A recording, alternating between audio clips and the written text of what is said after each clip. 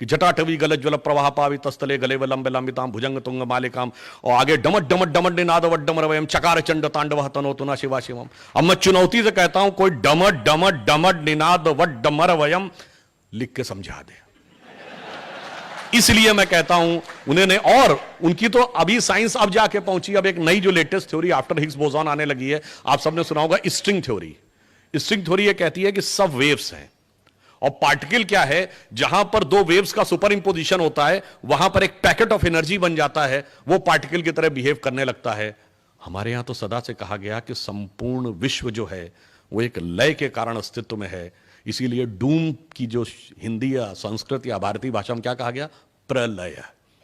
लय समाप्त हो गई, प्रलय आ गई।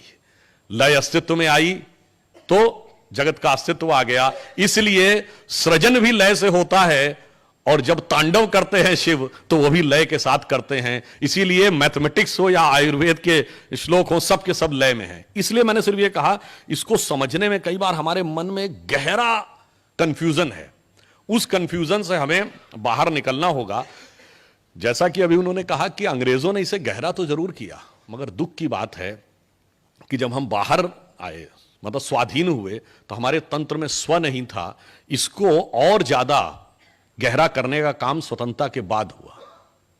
और यह मैं इसलिए भी कहना चाहता हूं कि अगर आप लोग कभी ध्यान दें, अब तो बहुत सारे आर्टिकल्स, बहुत सारे फैक्ट्स डीक्लासिफाइड होकर विदेशों से बाहर आ गए। एक केजीबी का जासूस था जिसका नाम था यूरी बेचमेनेव, जो 70 और 60 के दशक में भारत में पत्रकार बनकर रहता था। 91 में सोवियत संघ के विघटन के बाद वो कनाडा भाग गया, और उसने बाद में वहां जाकर जो इंटरव्यू दिया है वो बहुत महत्वपूर्ण है। उसने कहा कि भारत में जब वो था तो उसे काम दिया गया था कि इंडियन कल्चर को डिस्ट्रॉय करना है, और डिस्ट्रॉय करने का काम चरणबद्ध तरीके से करना है। पहला चरण क्या था कि ऐसी व्यवस्थाओं का, वातावरण का, विचारों का निर्माण करना है कि आपको लगने लगे हमारा समाज, हमारी धर्म, हमारी संस्कृति सब कुछ गलत। उसने उसको नाम दिया स्टेज ऑफ डिमोरलाइजेशन। 15 से 20 साल हमें स्टेज ऑफ डिमोरलाइजेशन देना। और यह भी था, ये 15 से 20 साल क्यों, एक जनरेशन स्कूल से शुरू होकर यूनिवर्सिटी तक पहुंचती है 15 से 20 साल में। जब डिमोरलाइजेशन कंप्लीट हो जाए तो नेक्स्ट क्या होगा, स्टेज ऑफ डिस्टेबलाइजेशन। अब जगह जगह आंदोलन शुरू करो उन मुद्दों को लेके जो वास्तविकता में थे नहीं, हमने क्रिएट किए। वो 15-20 साल का समय है। और जब थर्ड स्टेज क्या आएगी, स्टेज ऑफ रिवोल्यूशन। अब उन आंदोलनों को हिंसात्मक और उग्र स्वरूप देना शुरू करो। And the final stage will be, जिसको उन्होंने कहा, स्टेज ऑफ नॉर्मलाइजेशन। यानी अब एक बार सशस्त्र क्रांति के द्वारा सत्ता हमारे हाथ में आ गई, अब सब कुछ शांत, और उसने कहा अब किसी को कुछ नहीं बोलने देना है। इसीलिए मुझे बड़ा आश्चर्य होता है, देखिए हमें बहुत से शब्दों से भी बाहर निकलना होगा। आज हम बहुत शब्द सुनते हैं, लेफ्ट लिबरल। ये बताइए, लेफ्ट कभी लिबरल होता है? दुनिया में कोई कम्युनिस्ट कंट्री बताइए जो लिबरल हो। अगर कोई लेफ्ट लिबरल कहे तो ये ऐसा लगता है जैसा वो कहे कि I am a devout atheist, मैं एक बहुत ही भक्त नास्तिक हूं। ऐसा ही कहना है कि लेफ्ट लिबरल हो। तो उन लोगों ने पहले लिबरलिज्म का वो उड़ाओ, फिर उसके बाद उन्होंने कहा अब सब कुछ समाप्त। और मगर उसने कहा कि जब मैंने अध्ययन किया तो मैं तो उस संस्कृति का मुरीद हो गया, मेरे मन में तो उसके प्रति श्रद्धा उत्पन्न हो गई, ये कितनी महान संस्कृति है। और उसने कहा मेरे लिए इतनी खतरनाक बात थी कि अगर ये बात उस समय खुल जाती तो मुझे सुनवाई का मौका नहीं दिया जाता, सीधे मुझे समाप्त कर दिया था। पर मैं जो कर सकता था मैंने किया। अब आगे महत्वपूर्ण बात जो कह रहा है, मैं किसी के प्रति असम्मान नहीं व्यक्त करना चाहता, पर उसने कहा कि हम उस समय बहुत से बुद्धिजीवियों को, विचारकों को यूरोप और रूस के दौरे पर ले जाते थे, और कहा उनको लगता था कि हम बहुत बड़े पत्रकार हैं, बहुत बड़े बुद्धिजीवी हैं, बहुत बड़े प्रोफेसर हैं, बहुत बड़े कलाकार हैं, इस कारण लिया जा रहा। कहा हम उनको ले जाके 20 दिन 25 दिन रह के सिर्फ हमारे लोग ऑब्जर्व करते थे कि कौन सा व्यक्ति हमारे लिए उपयोगी हो सकता है, और फिर आने के बाद हम उसका क्या उपयोग कर सकते थे वो करते थे। उन्होंने एक वर्ड यूज किया कि they consider themselves as a intellectual stalwart, and in our opinion, ये उसके वर्ड हैं, they were the useful idiots. अब आज समस्या क्या है कि बहुत से लोग ऐसे अभी भी उस बुद्धि से ग्रस्त हैं और उस विषय को वो समझ नहीं पा रहे हैं। तो आज की युवा पीढ़ी, देखिए आज कुछ भी कहें, सबसे ज्यादा टेक्नोलॉजी ने मारा है इन लोगों को। पहले व्हाट्सएप नहीं था, ठीक है, मैं नहीं कहता व्हाट्सएप पे बहुत सी चीजें गलत हैं, पर आज इंटरनेट, चाहे व्हाट्सएप हो, फेसबुक हो, उसने आपको यह अधिकार दिया, यदि आपके अंदर सत्य को अन्वेषण करने की इच्छा है तो 80-90% तक आप सच्चाई के नजदीक केवल सर्च करके जा सकते हैं।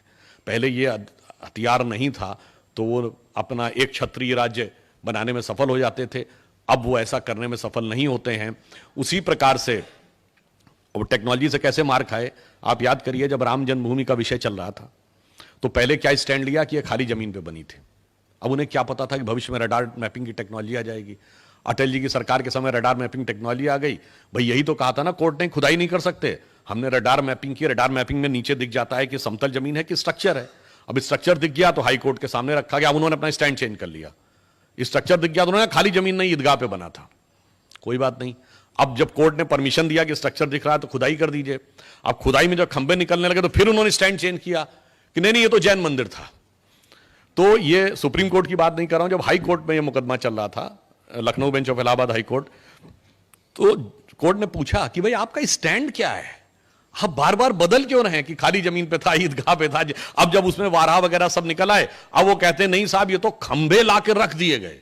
मतलब 72 बड़े बड़े खंबे लाके कहीं से रख दिए गए, जबकि उसकी पूरी वीडियोग्राफी हो रही थी। और उसमें बस एक उदाहरण भी दे देता हूं कि कोर्ट ने उनसे यह भी कहा, देखिए जो लोग कहते हैं ना प्रमाण के आधार पे, एकदम हम तो हर चीज का प्रमाण देने को तैयार है। देखिए प्रमाण के आधार पे तय होना था तो कोर्ट ने उनसे पूछा कि आप अपने अपने पक्ष में इतिहासकार ला सकते हैं जो प्रमाण दें। हमारे पक्ष में जो इतिहासकार थे उसमें एसपी ग्रोवर साहब, गुप्ता जी, डॉक्टर देवेंद्र स्वरूप, डॉक्टर हर्ष नारायण थे, जिसमें डॉक्टर देवेंद्र स्वरूप और डॉक्टर हर्ष नारायण से बचपन में मुझे मिलने का भी अवसर मिला। और उधर से आप समझ सकते हैं वही सूरज भान, रोमिला थापर, डीएन झा, आरएस शर्मा वगैरह वगैरह जेएनयू ब्रांड थे। और वो अपने खुद नहीं आते थे, अपने प्रतिनिधियों के द्वारा जाते थे। अब देखिए वहां पर तो प्रचार नहीं चल सकता, तो कोर्ट ने कहा ये बताइए आप इतिहास में एंशिएंट हिस्ट्री आपका विषय है, तो उसमें से ज्यादातर लोगों ने लिख के दिखा एंशिएंट हिस्ट्री हमारा विषय नहीं। ठीक, अब इतिहास में दो विषय होते हैं, कल्चर यानी जो आपने पढ़ा, और आर्कियोलॉजी यानी खुदाई। तो ये विषय खुदाई संबंधित था, तो पूछा गया कि आर्कियोलॉजी आपका विषय, उन्होंने लिख के दिया कि आर्कियोलॉजी हमारा विषय नहीं है।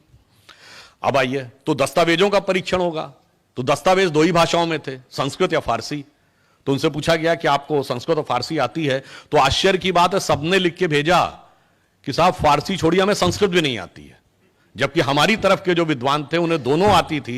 मैं डॉक्टर हर्ष नारायण से पर्सनली मिला हूं, जितने बड़े संस्कृत के विद्वान थे उतने बड़े फारसी के विद्वान थे कि जब बाबरी मस्जिद एक्शन कमेटी वाले लोग कोई फारसी का दस्तावेज देते थे और उसे ट्रांसलेट करते थे तो वो वेरीफाई करने के लिए उनके पास जाता था कि भाई ट्रांसलेशन सही है या नहीं, हमें क्या पता क्या है। मगर उनकी महानता देखिए, यानी वो न लिखाई जानते थे न खुदाई जानते थे, और दावा यह कि सारी खुदाई जानते थे। मगर कोर्ट में वो मामला चारों खाने चित्त हो गया। और मैं ज्यादा समय न लेते हुए अंत में यह कहना चाहूंगा कि जो पूरा क्रम है, जैसे आज हम स्वतंत्रता के अमृत महोत्सव में आ गए, तो पहले विष निकालना होगा, तब अमृत का साक्षात्कार होगा। और विष निकालने के लिए हमारे अंदर एक कॉन्फिडेंस भी आना होगा। हम आज दुनिया के यंगेस्ट देश हैं, यह सत्य है, पर यह पूर्ण सत्य नहीं है। पूर्ण सत्य है कि हम यंगेस्ट देश और मोस्ट एंशिएंट सिविलाइजेशन है, ओल्डेस्ट सिविलाइजेशन है। इसलिए हमारे पास ज्ञान का निरंतर सनातन स्रोत है और एक नया भविष्य की संभावना है। और यहां पे कोई कहे साहब आपने पुरानी बातें बता दी, मॉडर्न टाइम में क्या है, तो मैं मॉडर्न टाइम में भी बताना चाहता हूं। बहुत से ऐसे फैक्ट हैं जो हमें पता है, पर ये तंत्र में स्व का आभास न होने से हम भूले हुए हैं।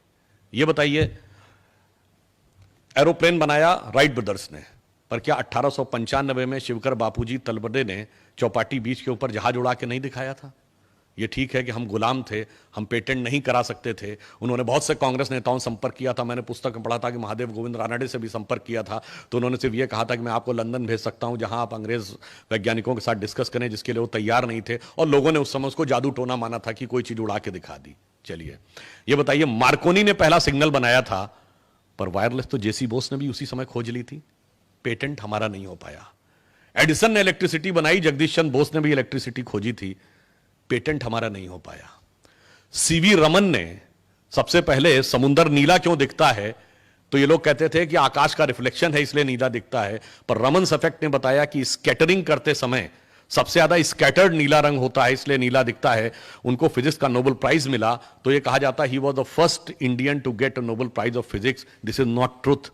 The full truth is he was the first non European, non white to get a Nobel Prize in any branch of fundamental science.